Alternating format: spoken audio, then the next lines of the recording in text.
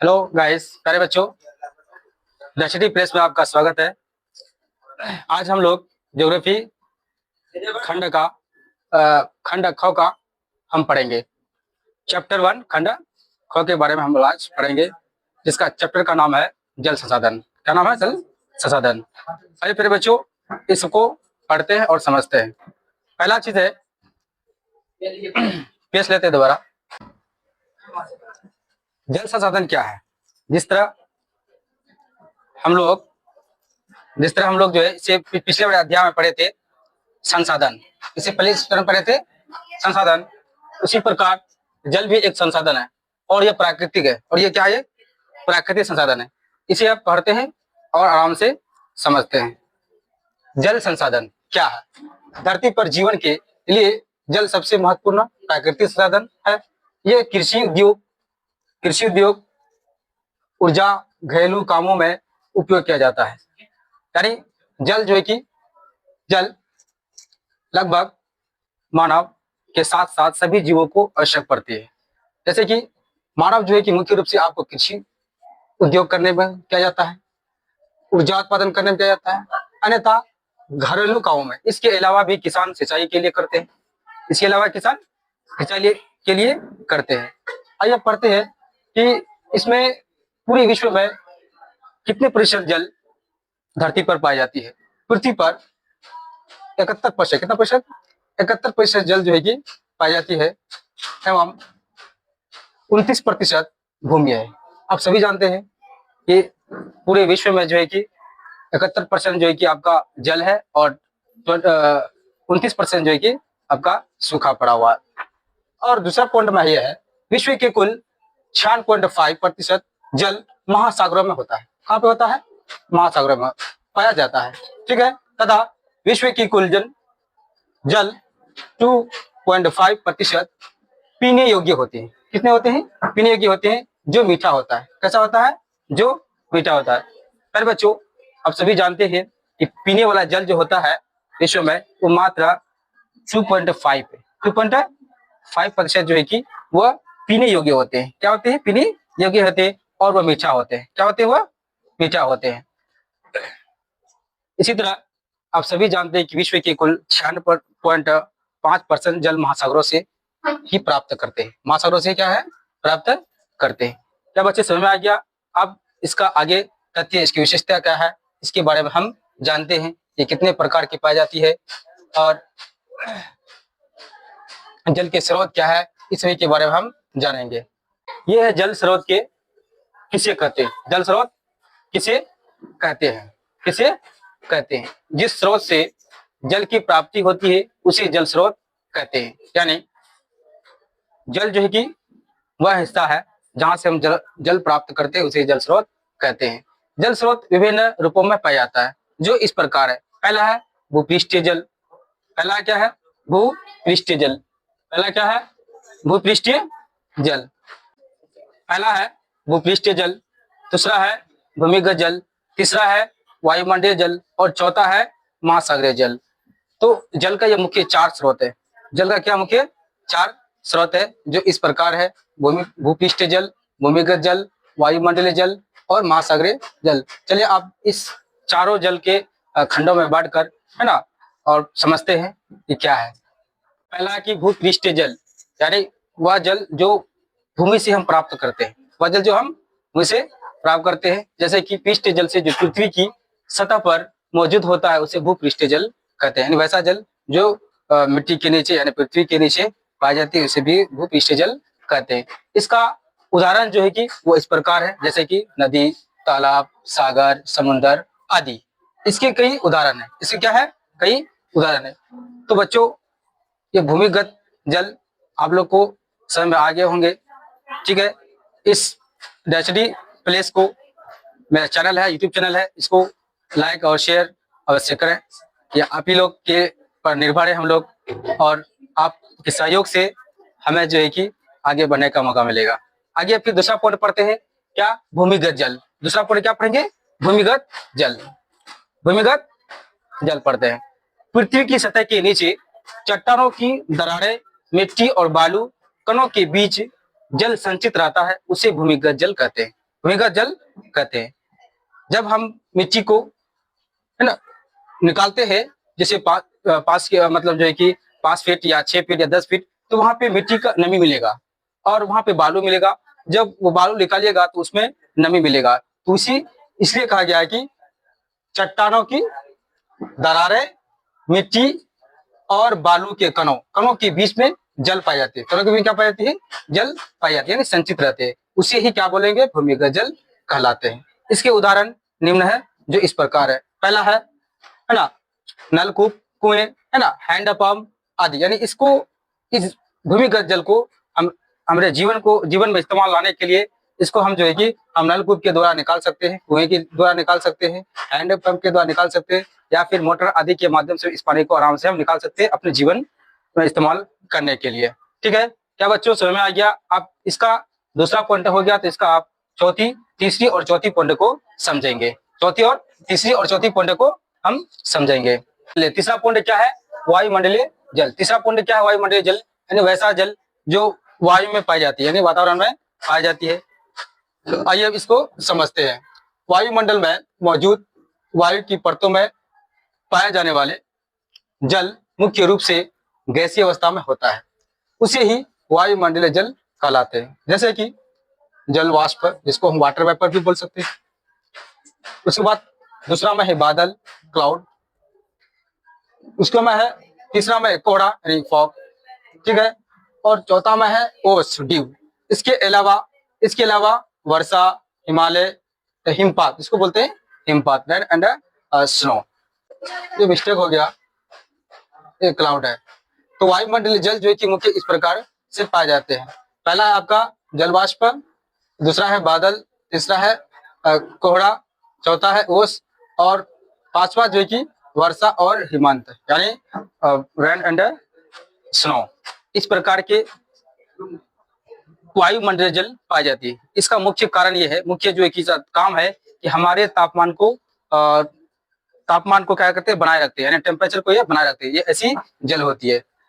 आगे इसके बारे में चौथी पॉइंट पढ़ते हैं। इसका चौथी पॉइंट पढ़ते हैं, महासागरीय जल। अब इस महासागरीय जल के बारे में, गुण के बारे में पढ़ेंगे और जानेंगे ये होता क्या और यह किस माध्यम से पाई जाती है।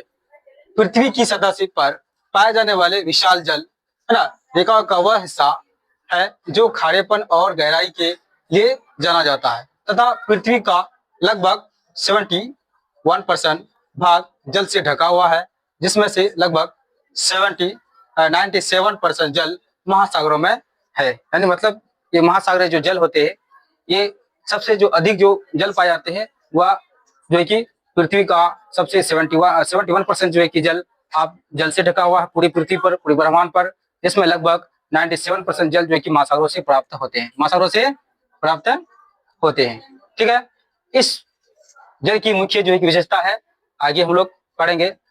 और ये जो जल का स्रोत के मुख्य 4 बताए थे आप लोग को, 4 में से जो है कि ये चौथा हिस्सा है, इसका नाम महासागरीय जल कहलाते हैं। पृथ्वी की सतह पर पाए जाने वाले, है ना, विशाल जल, है ना, विशाल जल का जो है कि निकाय का वह हिस्सा है जो खारेपन होता है। आप सभी जानते हैं कि समुद्र का पानी जो है कि वह खारेपन होता है और उसकी गहराई भी कई किलोमीटर तक रहती है। ठीक है, ले जाना जाता है। इसलिए ये पृथ्वी का लगभग 71% जो है कि भाग जल से ढका हुआ। क्या प्यारे बच्चे समझ में आ गया कि ये जो है कि सागर जरूरत के कुछ 4 स्रोत पाए गए हैं, जो इस प्रकार से आप लोग को बताते ये और अंतिम है। अब इसके विशेषता के बारे में जानेंगे, यह होता क्या है। अब इसके कुछ विशेषताओं के बारे में पढ़ना है कि यह क्या क्या रहा है। प्राणियों में 65% तथा पौधों में 65 से लेकर के 99% जल का अंश विद्यमान है। दूसरा पॉइंट में है कि वर्तमान समय में भारत में कुल विद्युत का लगभग 22% भाग जल विद्युत से प्राप्त होता है। ये विश्व की सबसे लंबी एवं बड़ी नील नदी है। मतलब कहने का अर्थ हुआ, ये 2 पॉइंट जो है, 3 स्टार पॉइंट है, इस तीनों के बारे में अलग अलग समझेंगे। प्राणियों में 65% जो है कि आप तथा पौधों में जो है कि 65 से लेकर 99% जल का अंश यानी पाई जाती है, यानी इससे वो प्राप्त करते हैं। दूसरा पॉइंट ये है कि वर्तमान समय में भारत में कुल विद्युत का लगभग 22% भाग जल विद्युत से प्राप्त करते हैं, जल विद्युत से प्राप्त होते हैं। तीसरा पॉइंट यह है, विश्व की सबसे लंबी एवं बड़ी नदी वह नील नदी है। कौन सा नदी है? वह नील नदी है। यानी विश्व की सबसे लंबी एवं बड़ी नदी जो है वह नील नदी है। आइए अब आगे समझते हैं कि कौन कौन सा इसके और भी उदाहरण है। आइए अब इसकी मुख्य विशेषता, इसकी मुख्य विशेषता, यह जल चक्र का एक अत्यंत महत्वपूर्ण हिस्सा है। ठीक, पहला पॉइंट हो गया। दूसरा में है, ये तापमान को नियंत्रित करने में मदद करते हैं। ये वातावरण को शुद्ध करने का कार्य भी करते हैं। मतलब कहने का अर्थ हुआ कि जो जल है यह तापमान को नियंत्रित करने में मदद करते हैं, साथ ही साथ ये वातावरण को शुद्ध करने का भी कार्य करते हैं। अगर ये वायुमंडलीय जल नहीं रहेंगे तो हमारा वातावरण क्लीन नहीं होगा, साफ नहीं होगा और तापमान भी नहीं रहेगा। तो इसलिए ये तापमान जो है कि ये पानी जो है कि हमारे वातावरण को क्या करते हैं? क्लीन करने का कार्य करते हैं और साफ भी करने में मदद करते हैं। आइए हम नेक्स्ट पॉइंट पढ़ते हैं। आइए कुछ महत्वपूर्ण बातें हैं। अधिकांश जल दक्षिणी गोलार्ध में ही है। इसी कारण दक्षिणी गोलार्ध को जल गोलार्ध कहा जाता है और उत्तरी गोलार्ध को स्थलीय गोलार्ध भी इसी नाम से जाना जाता है। दूसरा पॉइंट में है, ब्रह्मांड में एवं गंगा विश्व की 10 बड़ी नदियों में से एक नदियां है और ब्रह्मपुत्र विश्व की 8वां बड़ी नदी है और गंगा विश्व की 10वां सबसे बड़ी नदी है। 10वां सबसे बड़ी नदी है। मतलब कहने के अर्थ हुआ, इसमें जो महत्वपूर्ण बातें जो लिखी गई है, मतलब कहने के अर्थ हुआ कि इसमें जो है कि ब्रह्मपुत्र एवं गंगा विश्व की सबसे 10वां नदी पे है, सबसे बड़ी 10वां सबसे बड़ी नदियों में से एक है। उसी प्रकार ब्रह्मपुत्र जो है कि विश्व की 8वां नदी है, जबकि गंगा जो है कि वह विश्व का 10वां सबसे बड़ी नदी कहलाती है। आइए अब फिर दूसरा पॉइंट पढ़ते हैं, ये और क्या है इसके बारे में जानते हैं। महासागर के कुछ प्रमुख उदाहरण यहाँ है। हिंद महासागर, प्रशांत महासागर, अटलांटिक महासागर और आर्कटिक महासागर आदि। यानी मतलब कहने के अर्थ पूरी विश्व में कुल महासागर जो है वो 4 महासागर है, जिसमें से पहला है हिंद महासागर, प्रशांत महासागर, अटलांटिक महासागर और आर्कटिक महासागर है। महासागरीय जल विशेषता क्या है? इसमें लवणता होती है, तापमान होता है और गतिशील और पारिस्थितिक तंत्र भी पाए जाते हैं। ये महासागरीय का जल की विशेषता बताई गई है कि इसमें क्या क्या पाए जाते हैं? लवणता भी होती है, तापमान को बनाए रखते हैं, गतिशील भी होते हैं और ये पारिस्थितिक तंत्र भी होते हैं। आइए हम नेक्स्ट पॉइंट पढ़ते हैं। अब कुछ महत्वपूर्ण बातें। मेघालय स्थित चेरापूंजी एवं है ना मौसिनराम में विश्व की सर्वाधिक वर्षा होती है। दूसरा पॉइंट में, पश्चिमी राजस्थान में इंदिरा गांधी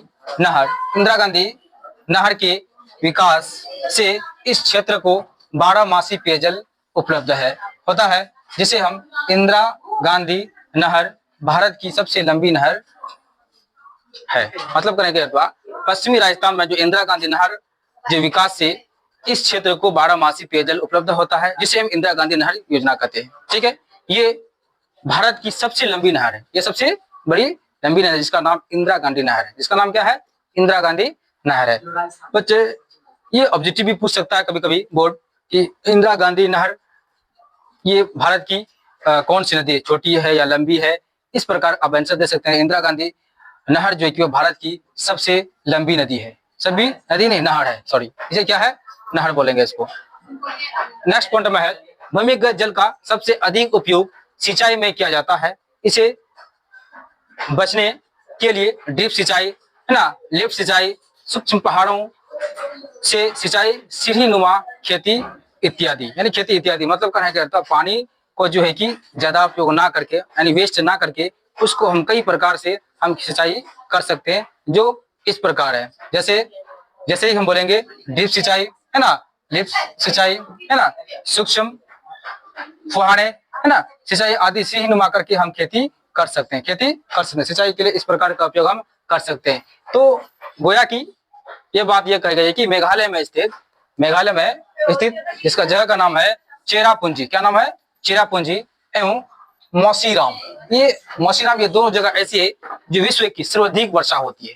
ये दोनों जगह ऐसी है जो विश्व की सबसे अधिक वर्षा होती है। तो बोर्ड आपसे क्वेश्चन पूछेगा कि भारत की वह कौन सा जो है कि जगह है या राज्य है जहाँ सबसे अधिक बारिश होती है, वर्षा होती है, तो वह है आपका मेघालय। वो आंसर क्या दीजिएगा आप लोग? मेघालय। अब मेघालय का वह कौन सी जगह है जहाँ पे सर्वाधिक वर्षा होती है? तो आंसर दीजिएगा चेरापूंजी, और दूसरा है मौसिन राम। मौसिन राम। क्या प्यारे बच्चों, ये इंपोर्टेंट पॉइंट है। ये बोर्ड जो है कि बिहार बोर्ड यहीं से पूछेगा, इसको अवश्य याद करना है। और आप लोग इसको जो है कि इस वीडियो को जरूर देखें और दूसरे को शेयर करें, एवं सब्सक्राइब भी करें। आइए हम नेक्स्ट पॉइंट को पढ़ते हैं। अब आते हैं जल संकट। क्या जल का उपयोग दोहन करने से, जल का दुरुपयोग करने से, है ना, जल के साथ दोहन हो जाता है? यानी जल संकट कैसे आता है इसके बारे में हम जानेंगे। यानी जल की कमी होती है, कैसे होती है, इसके बारे में जानेंगे। ठीक है। जल को अनुपलब्ध यानी कमी को जल संकट कहा जाता है। यह बढ़ती जनसंख्या, जल प्रदूषण, भूजल का अत्यधिक दोहन और वर्षा का समय से नहीं होना, ऐसी जगह से जल संकट उत्पन्न होती है। मतलब कहने के अर्थ हुआ जल की कमी, जल संकट कहा जाता है।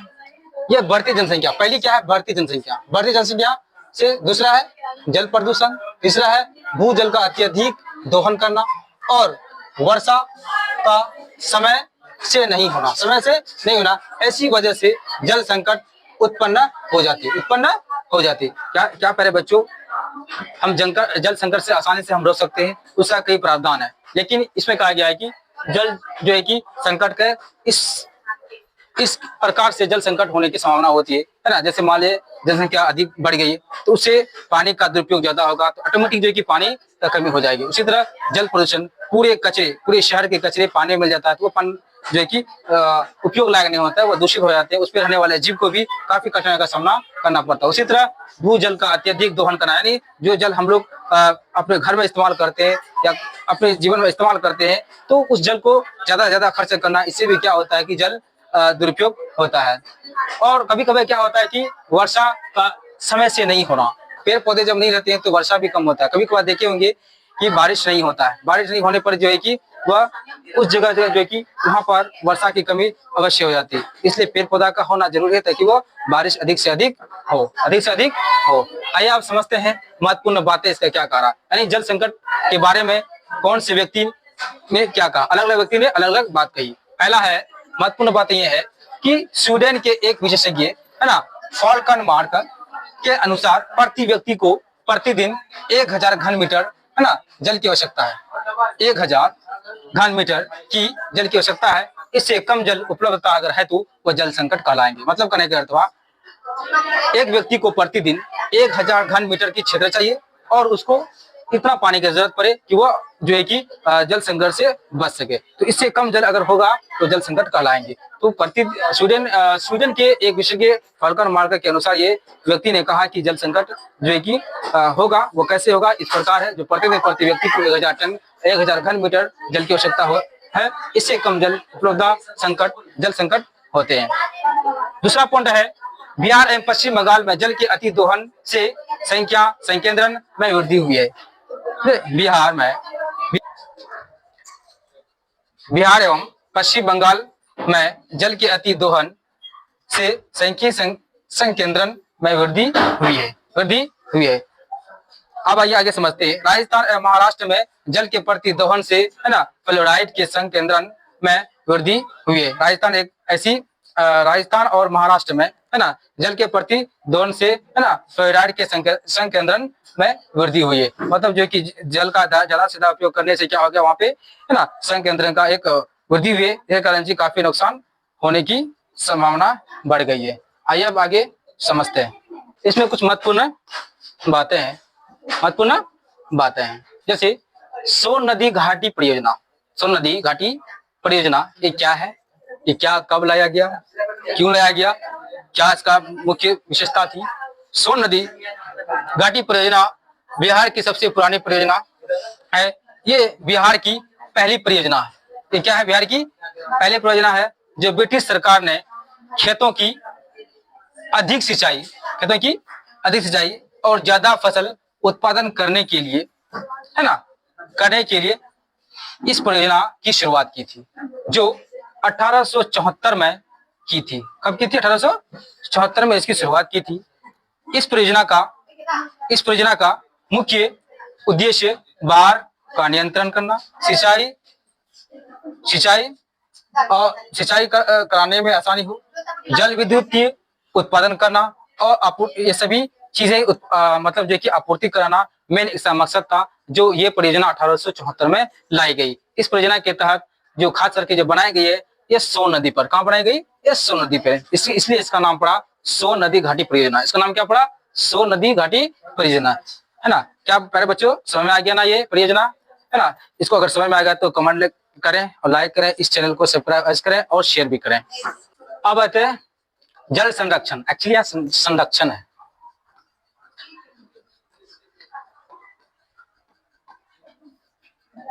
यहाँ संरक्षण है। जल संरक्षण एवं प्रबंधन की आवश्यकता है, क्यों है?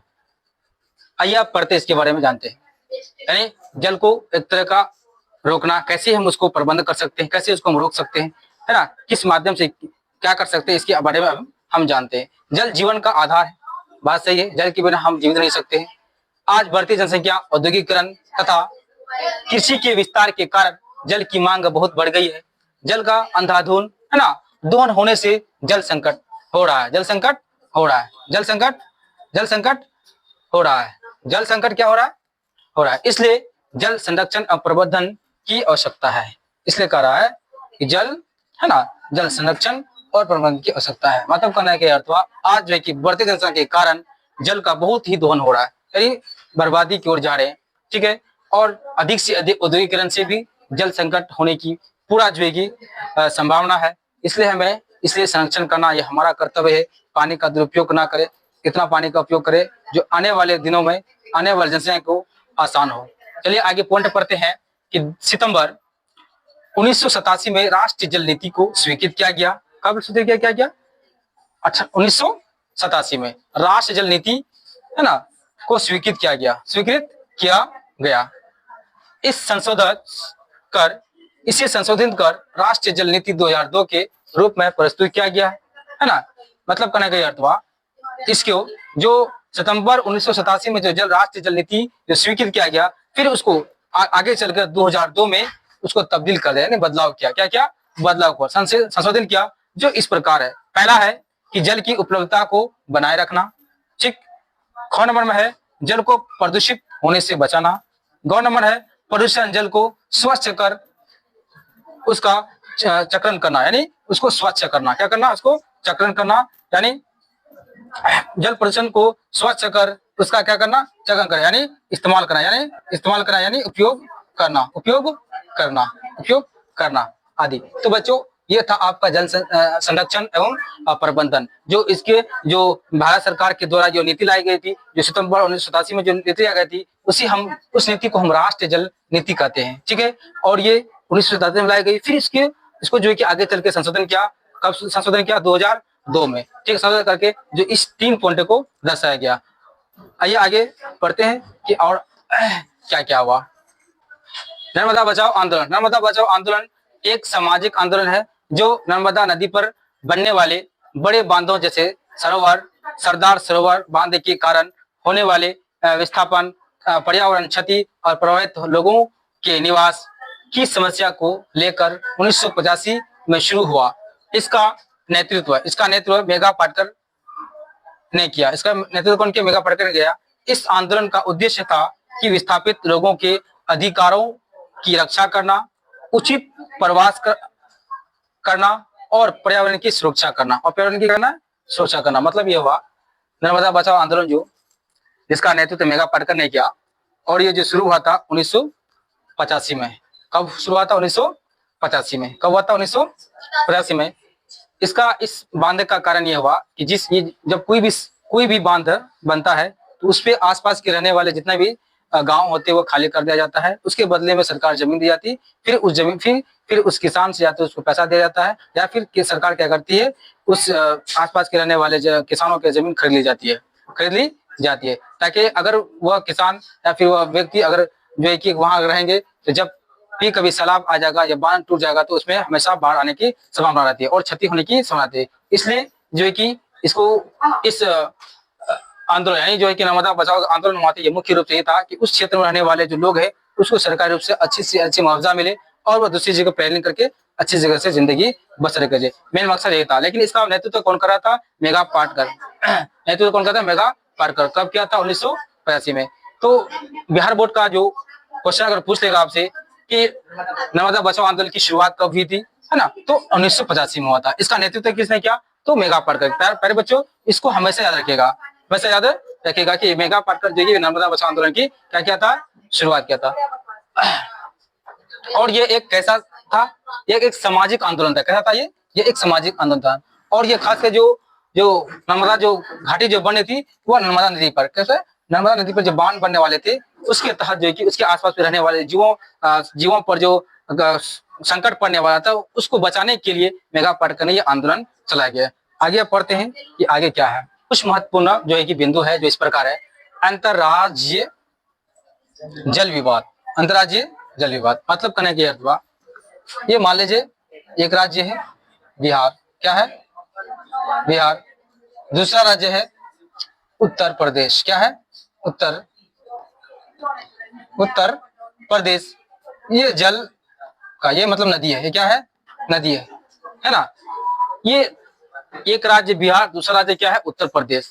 ये दोनों राज्य आपस में टकराव करेगा कि हम यहाँ से डैम बना करके इधर लेके जाएंगे जल, और ये कृषि के लिए हम कर लेके जाएंगे या फिर विद्युत के लिए हम लेके जाएंगे। ये कहा कि हम 2 बांध बनाएंगे, फिर ये कहा कि हम 3 बांध बना देंगे, 4 बांध बना देंगे। ये कहा कि हम नहर के लिए 5 लाइन खोल देंगे, ये कहेगा कि हम 4 लाइन जो है कि हम विद्युत के लिए उत्पादन कर लेंगे। तो अगर इस तरह का रहेगा तो इस जगह का जो पानी वो संकट पड़ जाएगा। क्या पड़ जाएगा? संकट पड़ जाएगा, और इस पर रहने वाले जीवों को काफी दिक्कत हो जाएगा। समझे? तो इसी जब विवाद जब होते रहता है, इसलिए इस विवाद को हम क्या बोलेंगे? अंतरराज्यीय जल विवाद बोलेंगे। अंतरराज्यीय के विवाद बोलेंगे। आगे समझते हैं क्या है। 2 या 2 से अधिक राज्यों के बीच बहने वाली नदी के जल के बंटवारे या उपयोग को लेकर होने वाले विवाद को अंतरराज्यीय विवाद या जल विवाद कहते हैं। जल विवाद कहते हैं। अंतरराज्यीय जल विवाद के कारण जैसे मछली हो गया, मछली पालन, सिंचाई, है ना, जल विद्युत की निर्माण के जल में औद्योगिक उपयोग आदि। मतलब कहेंगे तो ये जो अंतरराज्य के जो विवाद होता है वो इस प्रकार का है कि हम इतना क्षेत्र लेकर के हम मछली पालन करेंगे, वो इतना क्षेत्र लेकर के जो सिंचाई जल के लिए नहर निकाल देंगे। ये कहेगा कि हम 5 डैम बना करके जो है कि विद्युत उत्पादन करेंगे। तो ये आपस में टकराव होती है। क्या होती है? आपस में टकराव होती है। तो इस टकराव को हम क्या कहते हैं? अंतरराज्यीय जल विवाद कहते हैं। जल विवाद कहते हैं। जल विवाद कहते हैं। अरे बच्चों, ये आपको समझ में आ गया होगा कि जल संकट क्या है, जल संकट क्या है, और अच्छे से समझ में आ गए होंगे। अगर जल संसाधन क्या है इसके बारे में आप लोग को अच्छा तरीका से बता दिए, और समझ में आया तो लाइक और कमेंट शेयर जरूर करें, सब चैनल को सब्सक्राइब जरूर करें। ठीक है, आज के लिए इतना काफी है। फिर नेक्स्ट डे जो है कि आप आएंगे प्रमुख ऑब्जेक्टिव, इसका ऑब्जेक्टिव लेकर जरूर आएंगे। जय हिंद,